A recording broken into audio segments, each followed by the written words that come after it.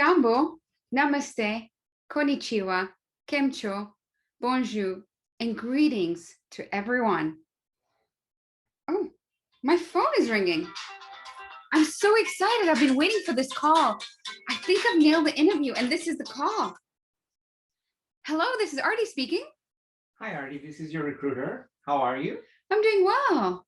I'm just calling to let you know, Aarti, that we interviewed several candidates and we decided to move forward with another candidate. I'd like to thank you for your interest in our organization, and we would like to wish you all the best in your job hunt.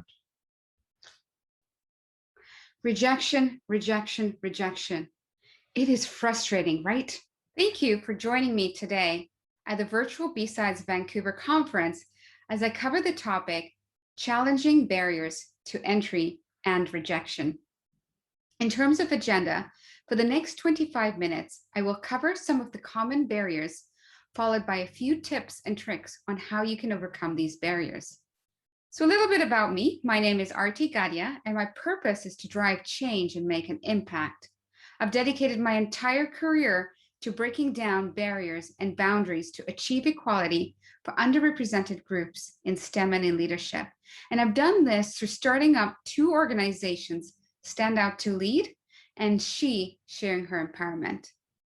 I also received the award last year as a top 20 women in cybersecurity in Canada. And I'm one of the authors of the book, The Rise of Cyber Women, Volume 2.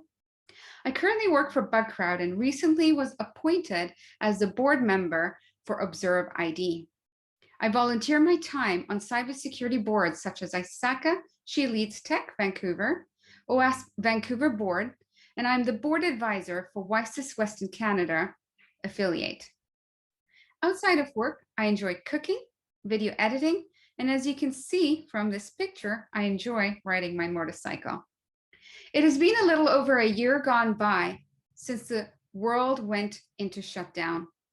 From personal experience, I can tell you that this has been a bumpy ride. I've seen many individuals lose their jobs, and at the same time, I've seen new opportunities created as organizations are finding new ways to conduct their business. And I hope that flexible work hours and work from anywhere will become the new norm. As you heard on the phone call earlier, I'm sure each and every one of us have faced this rejection during our career. I'd now like to hear from you all. And in the chat box, please share the barriers you may have experienced when applying for jobs in the cybersecurity industry. Is it A, you do not have technical skills? B, you do not have relevant experience? C, we found someone with more experience? D, your location is a barrier? Or E, other? If you choose other, please share the barriers you may have faced. I know in my situation, I couldn't get into leadership positions because I was based in Vancouver. And we've all seen today through the pandemic, the world has changed and the way we do business has changed. So let's understand what the problem is. So there's an article from InfoSec magazine that shared that the cybersecurity skills shortage for the first time fell last year from 4.1 million to 3.2 million. 56% of the respondents said that their organizations are at risk due to cybersecurity staff shortages. So how are we going to find more? How are we going to find that 3.2 million gap? Is the problem that there is a shortage in cybersecurity professionals? Or is the challenge we can't find the right talent? Another interesting stat, according to Pew Research in 2019, in the workforce, there were 29.5 million women with a bachelor's degree versus 29.3 million men. With such a large pool of talent, why is it so difficult to find 3.2 million? In simple math, there are 7.8 billion in the world, people in the world, 60 million in the workforce that have a degree, and all we need is 3.2 million to fill the gap. Well, the solution to solve the 3.2 million shortage in cyber skills, the challenge isn't that we don't have enough cybersecurity professionals. The challenge is that we're limiting ourselves and we need to look beyond the traditional way of hiring. And I'm here to tell you, increasing diversity and breaking down these barriers will solve the problem. Last year, I ran a fireside chat with 3 women from Twitch, HP, and Norton LifeLock. And all 4 of us fell into cybersecurity by accident. We had project management, engineering, accounting, and economics, and we're all here in cybersecurity. And secondly, some of you earlier mentioned one of your barriers you faced is lack of technical skills. If the adversary does not have a barrier, why are we creating barriers? Why do we limit applicants only if they have a certain degree? Unfortunately, I have seen some hiring managers shortlist candidates based on technical requirements. And this is one of the reasons why there is a cybersecurity shortage. We have a local example here where an individual moved from HR to join a technical role on the SecOps team, as she was great at problem solving and understanding human behavior. And she applied that into this role. Most hiring managers probably would have not even considered that resume, and that would have been rejected or not even interviewed. The solution is to rethink your recruitment strategy on candidates based on their soft skills. Red hat, blue hat, green hat, or whether you've studied HR or cybersecurity, or whether you wanted to be a stockbroker or an engineer, each and every one of us can join the hunt and solve this problem. So now let's take a look at the solution. How can you prepare yourself to land an interview? I'll share 5 tips. The first one is referral. First and foremost, reach out to your network. LinkedIn is a great way to see who's connected to who. If you see a position, for example, see who you're connected with at that organization. Either someone in your network works there, or one of your connections will know the hiring manager, if you know who the hiring manager is. Make the ask to your connection if they can refer you. An interesting tip on the referral program. The private sector has an internal referral program. So for example, here at Bugcrowd, if I refer you, I get paid a referral fee. There's some positions I can earn a referral fee of up to $6,000 US. So there is an incentive for your connection to refer you if they have that internally within the organization. You cannot apply first and then reach out to me and ask me for a referral. And of course, we need to know each other before I can refer you.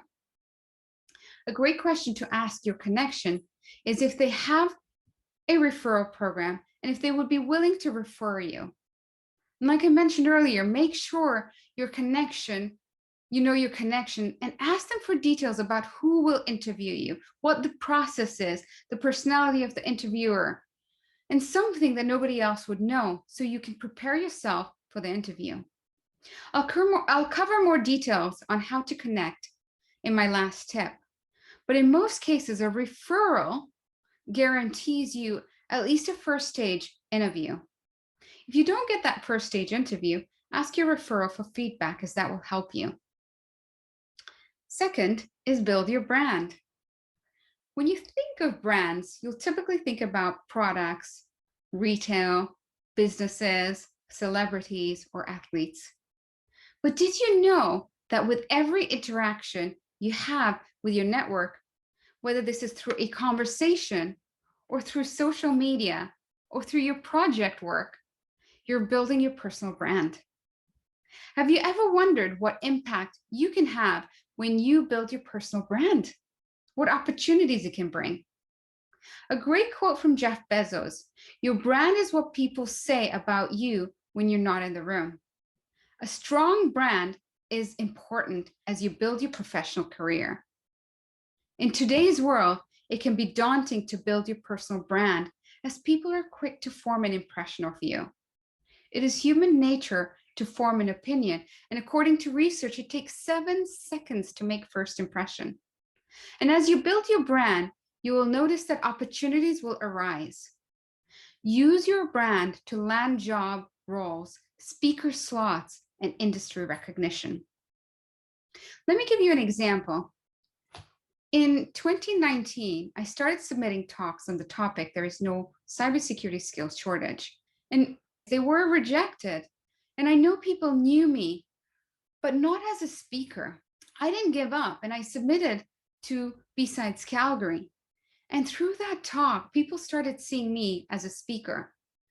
And my talks are starting to get accepted because of the brand that I'm building.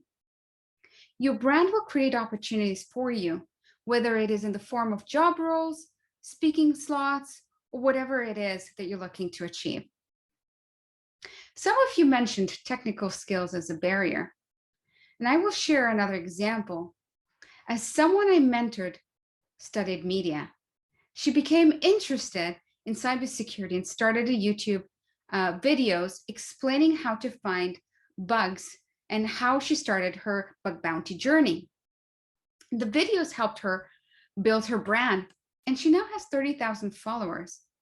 And while she does not have a technical degree, she landed an interview at a job offer as an application security engineer because the hiring manager saw her brand, and her brand removed the barrier of a lack of a technical degree. I have a talk coming up that you'll see on LinkedIn, building your personal brand, and I'll share more details on how you can build your personal brand. But over to this third tip, which is network. And network through volunteering opportunities. Get involved at local security groups such as BSides, WSIS Western Canada Affiliate, ISACA, OWASP, and many more. Audience, question for you all. Please feel free to share any other volunteering opportunities in the chat window. Share this with everybody. If you enjoy speaking or submitting CFPs, or if you enjoy writing, or you can help with content by submitting blogs, or help the organizers with video editing, or even workshops, volunteer. I heard during last week's conference with VIPS conference, one of the women on the panel mentioned that through volunteering on ISACA, it helped her with many opportunities. Volunteer and network at these conferences. You never know, you could meet someone today at BSides conference who has an opening on their team, and you now have a connection who can refer you without having to apply formally. Tip number 4, take the time to find a mentor and a sponsor. Many security chapters locally offer a mentoring program. I ask so many individuals, do you have a mentor? And they say no. In fact, I conducted a survey to find out why. And 25% of the respondents say they do not have enough time in the day. And the other 25% said they weren't sure how to approach someone. Take the time to invest in yourself. All you need is 1 hour once a month. Find the right mentor. Don't find a mentor because you want a promotion or a job in their company.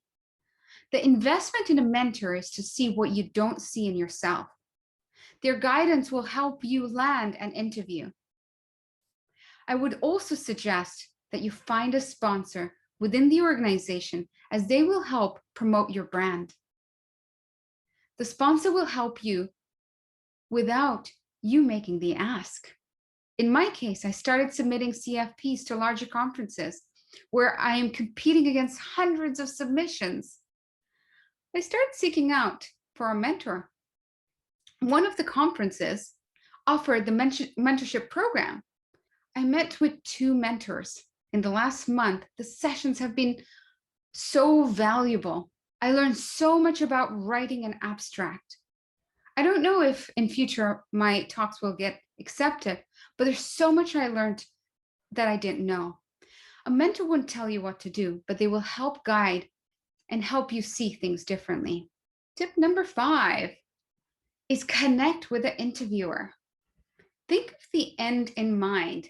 Therefore, during the interview process, make it a conversation and try to connect with the interviewer. Take the time to read through their LinkedIn profile. A friend of mine was getting interviews. She had recently moved and she was getting interviews, but she just wasn't getting that offer job.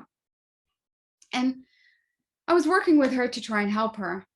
As I mentioned, she'd moved from Africa to Canada and either was being told, we found someone else with more experience, or sometimes as an immigrant, you may hear, you don't have Canadian experience. As a new immigrant, sometimes it takes time to connect and build your network. I know I faced that because I moved from Kenya here in 2004. As that individual was preparing for an interview, I asked her a little question. Tell me a little bit about who is going to interview you. And she focused on their experience, the role that they took, and I paused and I suggested, let's look at their LinkedIn profile. And we saw this individual was originally from South Africa, who had moved to Canada in 2001. My advice was connect through that experience, as he would also have gone through that experience of struggling to get a job and get settled. And it worked. She started that way. She connected with the interviewer. And her interview went smooth.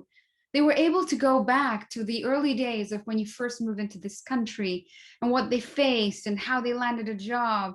And they were able to connect on so many different things.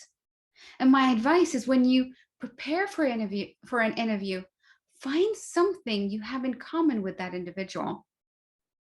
It could be a hobby, or sometimes you could see that on LinkedIn, you could see some of their posts that they are submitting. For example, my post, everyone knows I'm passionate about diversity, and you'll see that in my posts.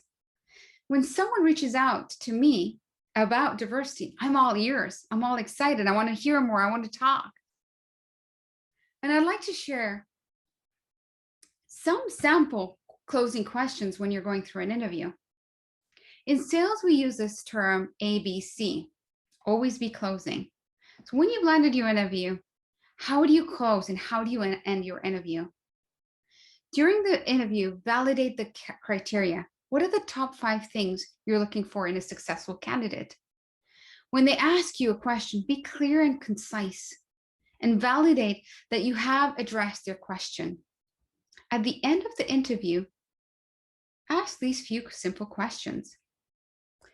Do you have any red flags or any areas of concerns that I can address? If they say yes, gather feedback and address each one of those concerns. For example, I was once told you don't have relevant experience for selling into commercial accounts. And my experience was working with the public sector. I addressed that question right away with examples and then took the interviewer to understand how I go about closing deals because I'm in sales. And I pulled up a reference quote from one of my customers, very well known, and I showed it to the interviewer. Ask them another question. Who else are they interviewing? How do you compare against them? Get to know your competition.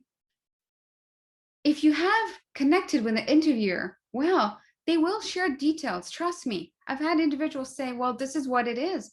I've got 4 other candidates. And you ask them, how do you rank against them? Third one is, if they say they don't have any concerns or red flags, that's your time to close. Ask them what the next stage is in the interview. And then ask them, will you support me in the next stage of the interview? This is where you're gaining commitment from them, gaining their support. If they say yes, and you're meeting someone else, ask them for advice or a little background about the next interviewer. This will help you know if they are your champion. Ask them when you will hear back for a meeting for that next interview with the next individual. If they don't know, set up a schedule in a week's time and say, if I don't hear back from you, Are you okay if I schedule 15 minutes in a week's time to get a status update? You will see many people will say sure. They're not going to say no, especially if you've connected well, they like you, they've agreed that they're supporting you in the next stage. Never leave an interview without a next step. And lastly, don't forget to take down their email address and phone number and send them an email thanking them. In your email, take the time to highlight what you enjoyed about the conversation. Remind them of something unique about that chat that they liked, something that you liked about their style. And then end the email with your agreed next steps, including, don't forget, including thanking them that they are supporting you in the next stage because they agreed. These are some of the questions that can help you stand out from all the other candidates and help you close so that you can get that offer letter. Now, I hope that during your closing questions, it will give you an indication on whether you will go to the next stage or not. And reality is that you may not get every job offer. In most cases, your gut will tell you if the interview went well or not. And when you do get that rejection email or call, like you heard earlier on, ask them for a debrief. We're all here to learn. Listen to their feedback. And in some cases, if there is an unconscious bias, that is when you may want to educate the interviewer. For example, a few years ago, in an interview during the closing questions, the red flag in my interview with somebody else, the red flag that the individual who was interviewing me for a position, I was informed that my location was a barrier.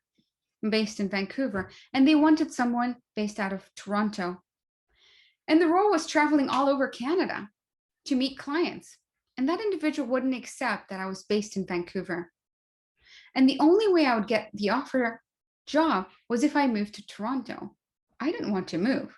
I challenged the interviewer and asked them if location was more important than the skill set or the right culture fit.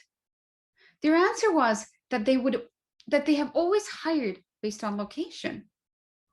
So then I asked them, hey, I'm curious, how would a local rep in Toronto manage accounts in Montreal or Canada or Calgary?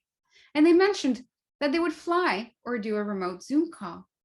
And that's when I questioned, well, why wouldn't you hire a rep in Vancouver who could do the same thing and fly to Toronto or cover over a Zoom? I educated the interviewer and shared something that somebody had said to me when they hired me and didn't care where I was based. And that individual shared with me and said, that manager shared with me, for me, what is important in a candidate is not their location, but it is who will take us to the finish line. And I shared that with the interviewer. In the end, the interviewer could not accept this. And for me, that shows the culture of the company. It shows me more about the individual. And this is not the right company for me. In the end, we both agreed this is not the right fit for either one of us. And that's how we ended the conversation. So sometimes you may have to self-reject the opportunity. You may get the barrier of technical skills. And we're starting to see an increase in awareness of the importance of soft skills in the workplace, in our industry. If a red flag is technical skills, share some examples of the soft skills you can bring that will overcome this barrier. Show your interest in taking some courses. Show your willingness that you're interested in learning more. And as I bring it back to the topic, which is challenging barriers to entry and rejection, I'd like to conclude that there is no cybersecurity skills shortage. We can solve the 3.2 million shortage. And the way to solve this is to break down the barriers to entry. If the adversary does not have any barriers, why should we? Secondly, I highlighted 5 tips to help you land an interview. Apply those tips And let me know your feedback. I'm curious. I'm interested to see your feedback. And lastly, remember that an interview is both ways. While you're being interviewed, you're also interviewing the organization. You will know whether the organization is a right fit or not. Trust your gut and educate if you see there's an unconscious bias. We need to challenge the status quo, but challenge it in a way that matters. If you are reviewing candidates, as a hiring manager, I ask you to broaden your criteria. Hire based on potential and see what skills the candidate is going to bring to your team. Diversity is important. And my hope is to inspire everyone that no matter what you're faced with, stay authentic, speak up, and don't be afraid of the outcome. Look, Rome wasn't built in a day. I know we cannot close the gap overnight, but with every one of us speaking up and doing our part, it will happen over time. But it will take each and every one of us, or it won't happen at all. To conclude, as I bring this back to my purpose, which is to be a change agent, to close the gap for underrepresented groups in STEM and in leadership, I'd like to share a quote. My quote: gender diversity should not be a woman's problem to solve, or an HR issue to handle, nor a legislation to be implemented. And we shouldn't wait for a movement to occur. It should be everybody's problem to solve. I'd now like to open this up to questions, and if you'd like to connect with me directly on LinkedIn. To end, shukriya, asante sana, merci beaucoup, arigato gozaimasu, and thank you.